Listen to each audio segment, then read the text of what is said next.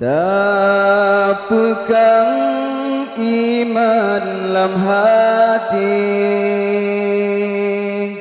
tak siram dengan ilmu. Generasi Islam sari, tak jaga berolam jahil, basuh akidah dalam hati. Islam nyobek samporuli, Islam nyobek samporuli, tak pegang iman dalam hati, tak siram dengan ilmu. Generasi Islam sari, tak jaga berolam jahil, basuh akidah dalam hati.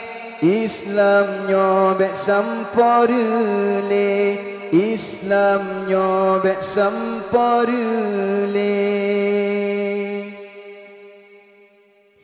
Uro malam sibuk satu hal hantam prediksi mikir, dak berangkat Bandung pergi korban yang penting menghasil. Di dalam nanggro di luar saban-saban di semike, Sabah tujuan agama Islam di dunia beknale.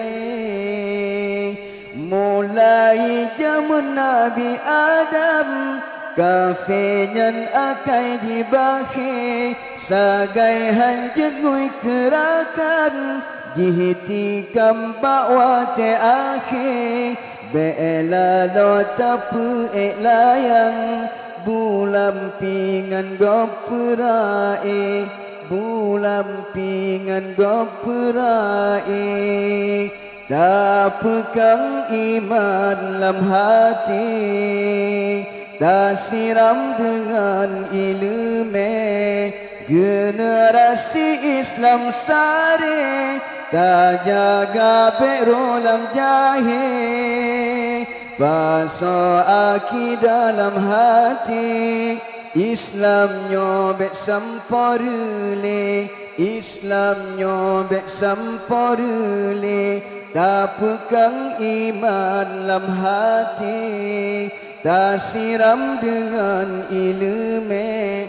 Generasi Islam sari, tak jaga berolam jahil, basuh akidah dalam hati.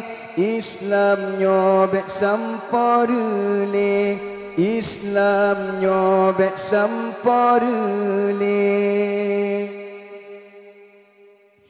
Uro malam sibuk satu hal hantam prediksi mikir, dak berangkat Bandung pergi korban yang penting menghasil.